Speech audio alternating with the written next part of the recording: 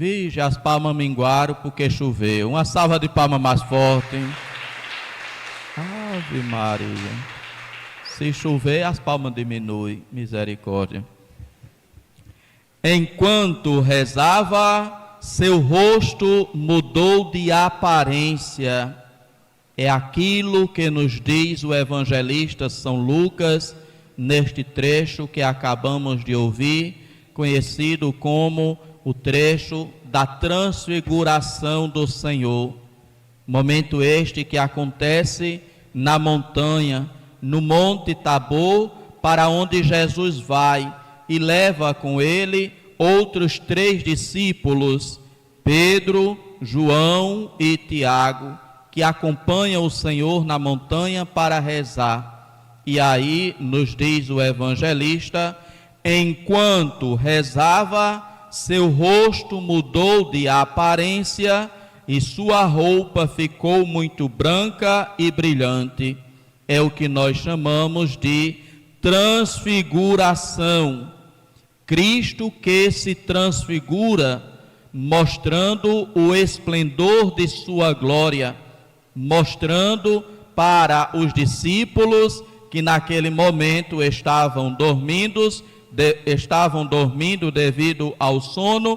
Cristo então conversa com Moisés e Elias sobre o seu destino. Irmãos e irmãs, São Lucas é um dos evangelistas que mais destacam os diversos momentos que Jesus fica sozinho para rezar ao Pai.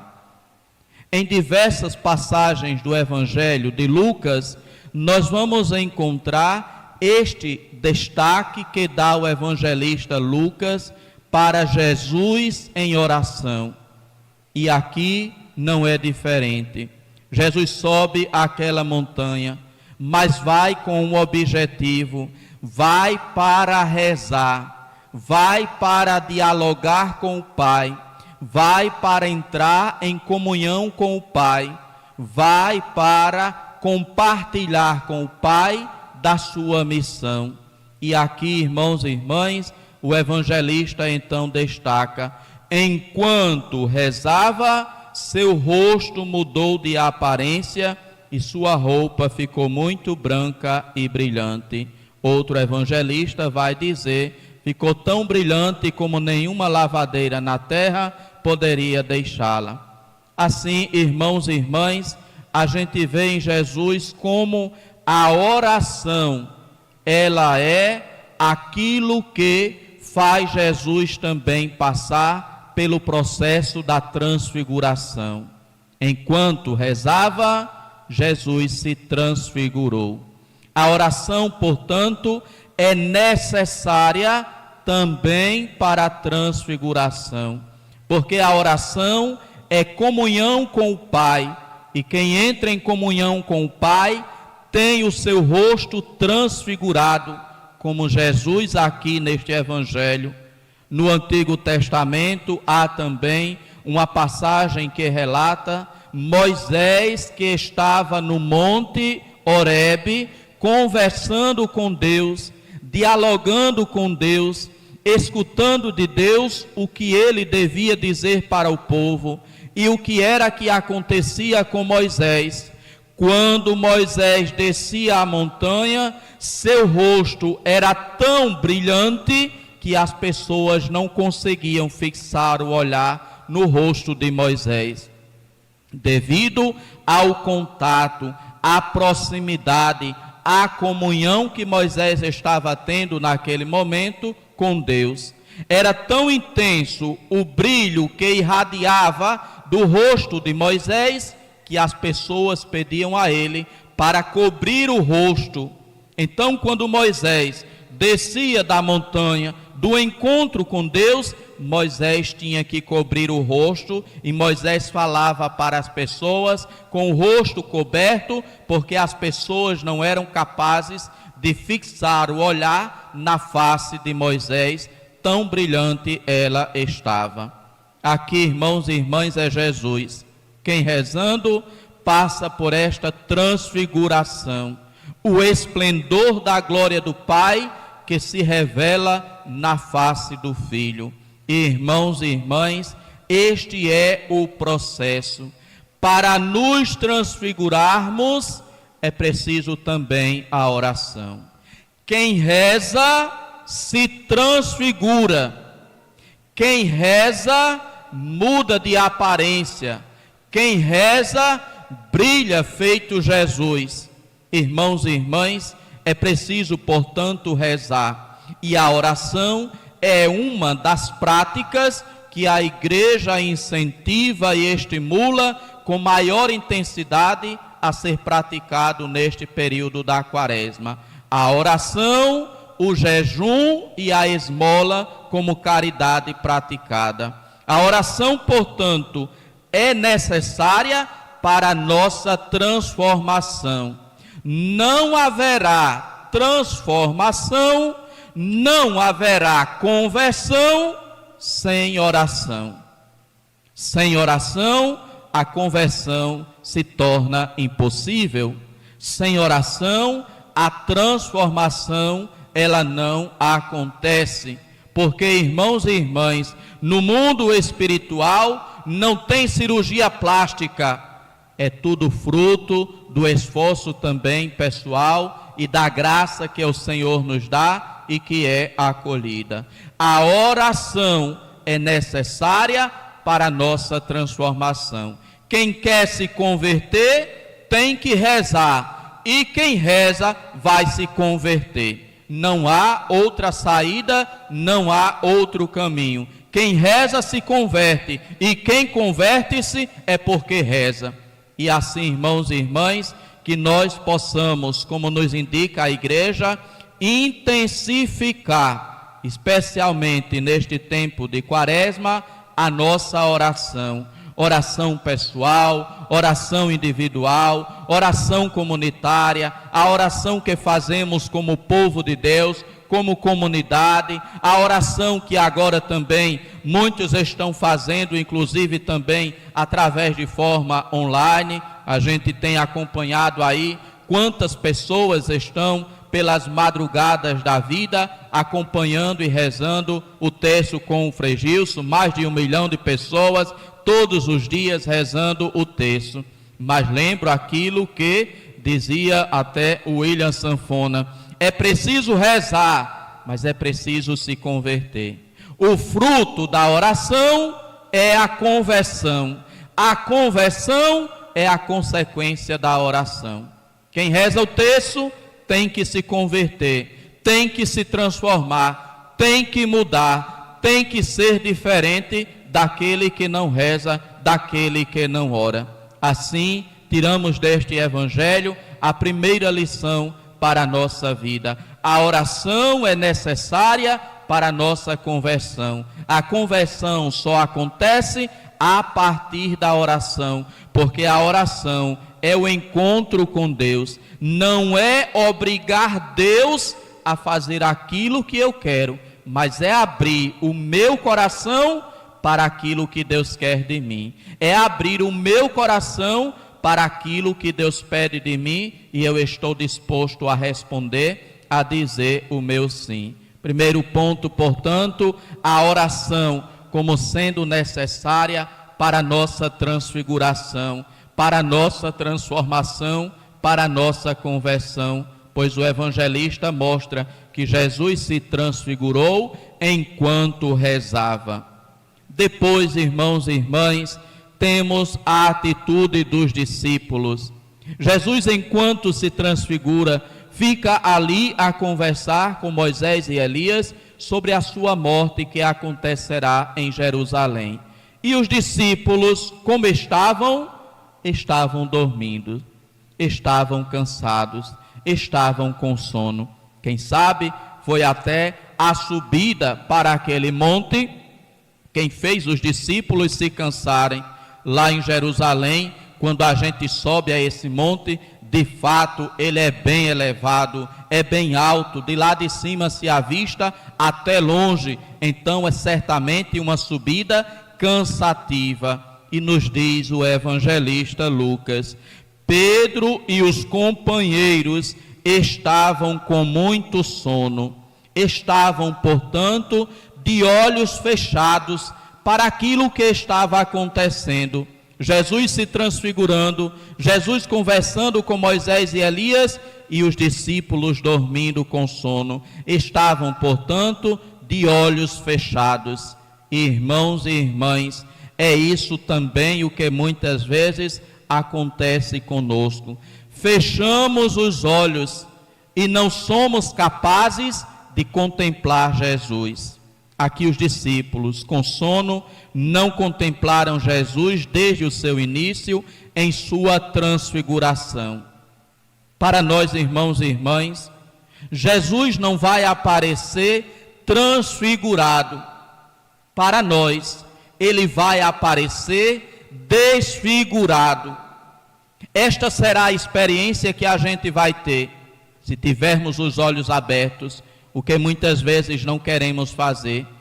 Preferimos permanecer como os discípulos de olhos fechados e não enxergar o Cristo desfigurado que está à nossa frente. É o Cristo que passa fome, é o Cristo que está nu, é o Cristo que está doente, é o Cristo que está preso, é o Cristo que está como imigrante, é o Cristo que está no morador de rua. Estive com fome e não me destes de comer, estive com sede e não me destes de beber, estava doente e preso e não fostes me visitar, eu era migrante e não me acolhestes. Irmãos e irmãs, para nós, Jesus não vai aparecer transfigurado. Para nós, ele vai aparecer desfigurado. Desfigurado na pele e na situação do irmão necessitado.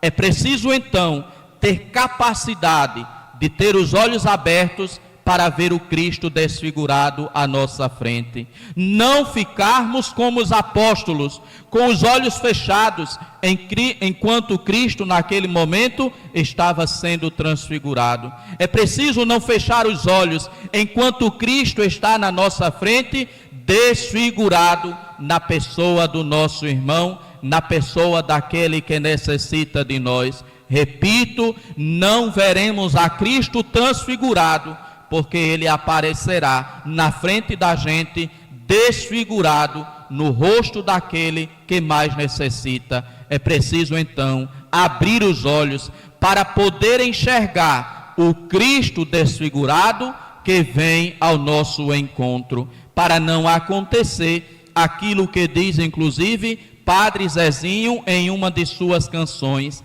entre nós está e não o conhecemos. Entre nós está e nós o desprezamos. Entre nós está e não o acolhemos. Entre nós está e não lhe socorremos. Que não fechemos então os nossos olhos, mas possamos abrir os olhos para o Cristo desfigurado que vem até nós. Cuidado para não imitarmos aquela estátua da justiça.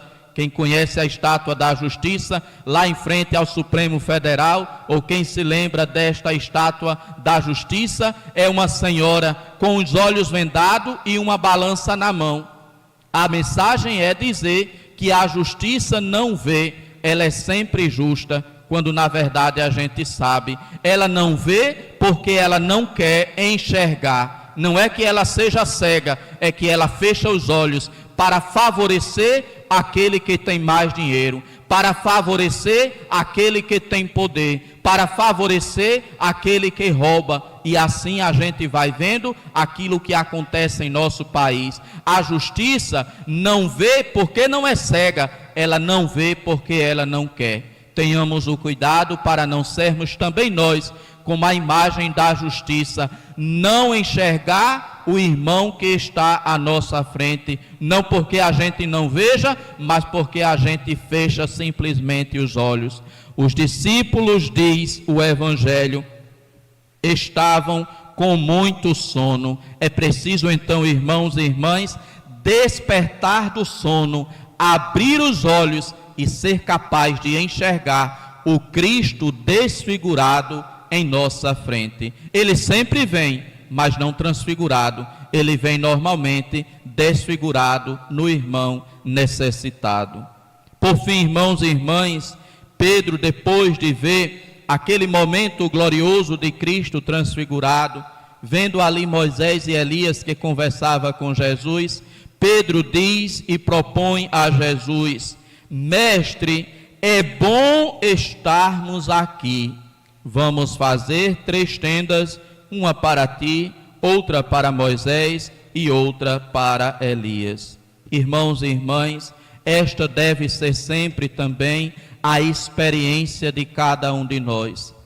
Pedro achou muito bom, quando abriu os olhos, quando foi capaz de enxergar o Cristo transfigurado, quando foi capaz de enxergar Moisés e Elias, quando foi capaz de ver aquela cena maravilhosa diante de seus olhos, Pedro ficou admirado, Pedro ficou abismado, Pedro achou tão bom que ali queria ficar. Por isso propõe para Jesus: Mestre, é bom estarmos aqui. E esta, irmãos e irmãs, deveria ser a experiência que a gente faz também ao vir à igreja, ao participar da celebração da Santa Missa, fazer esta mesma proposta ou ter este mesmo desejo ou sentimento de Pedro. Jesus, Mestre, como é bom estarmos aqui. Está na tua igreja, Senhor. Como é bom, Senhor, estar aqui escutando a tua palavra. Como é bom, Senhor, alimentar-se da Eucaristia que nos revigora e que nos dá força. Como é bom, Senhor, encontrar-se com os meus irmãos de caminhada. Como é bom, Senhor, ter uma igreja onde eu posso ir, celebrar a minha fé, participar da Eucaristia. Como é bom, Senhor, ter esta liberdade de poder ir à minha igreja sem nenhum medo, sem nenhum receio, para ali celebrar a minha fé. Mestre, é bom estarmos aqui. Que esse seja também o nosso sentimento de quem participa da missa, se encontra com Cristo, aí sim ele vem transfigurado para nós, transfigurado na hóstia consagrada. Ali está Jesus, agora transfigurado, não mais em todo aquele esplendor, mas na simplicidade de uma pequena hóstia e de um cálice que foi consagrado. Ali o Cristo está transfigurado, porque ali ele se encontra com sua alma, corpo e divindade. É Cristo quem se transfigura, e queira Deus que esta seja a nossa experiência ao participar, ao terminar uma Santa Missa, poder dizer: Mestre, como foi bom ter vindo participar da Santa Missa. Mestre, como é bom estar aqui. Mestre, como eu necessito de participar da Eucaristia, alimentar-me da tua palavra, alimentar-me do teu corpo e do teu sangue. Que assim, irmãos e irmãs, seja sempre a nossa experiência. Como dizia, quando a gente vir à igreja, possa colocar a melhor cara, a cara mais bonita que a gente tenha. E quando voltar da igreja, volte com a cara mais bonita ainda. Volte com a face transfigurada pela alegria do encontro com Cristo. Foi bom ter ido à igreja, foi bom ter enfrentado essa chuva, foi bom ter me arrumado, foi bom estar ali com os meus irmãos, foi bom ouvir a palavra, foi bom comungar da Eucaristia. Mestre, como é bom estarmos aqui. E assim como Pedro, que queria fazer 3 tendas ali, queria ali permanecer, este deveria ser também o nosso desejo. É tão bom, Senhor, que eu aqui queria ficar, mas na igreja ninguém vem para morar, vem para se reabastecer, vem para fazer o encontro com Cristo, para poder continuar a caminhada da semana. Agora, encontrando-se com Cristo, alimentado da palavra, alimentado da Eucaristia, aí pode dizer: agora eu estou renovado para dar início à minha semana. Agora podem vir as tribulações, porque eu fui transfigurado, eu fiz o encontro com Cristo, eu estive na minha igreja, eu estive na minha comunidade, eu participei da Santa Missa, agora estou em condições de enfrentar as dificuldades e as tribulações que virão. É o que depois Cristo vai dizer para São Pedro: Pedro, não podemos ficar aqui, temos que descer para enfrentar a dura realidade. É assim também, irmãos e irmãs, que a gente vem para a igreja, vem para se reabastecer, vem para encontrar-se com Cristo, para ter força para seguir na caminhada cotidiana do dia a dia. Que assim, irmãos e irmãs, façamos esta experiência do encontro com Cristo, encontro que transforma, encontro que nos renova, encontro que nos converte. E assim possamos imitar os discípulos que depois desse encontro retornaram para a caminhada do dia a dia, já tendo na lembrança aquele encontro do Cristo transfigurado. Que o Senhor nos ajude a nos transfigurarmos, que o Senhor nos ajude a nos fortalecermos no encontro com Ele, através da missa, na Eucaristia e na palavra. Louvado seja nosso Senhor Jesus Cristo. Para sempre seja louvado. Meditemos então, irmãos e irmãs, naquilo que aconteceu naquele dia no Monte Tabor, naquela experiência que tiveram os discípulos vendo Jesus transfigurado, transfiguração que aconteceu, como nos diz o evangelista, enquanto rezava, seu rosto mudou de aparência. Para nós, a conversão é fruto da oração.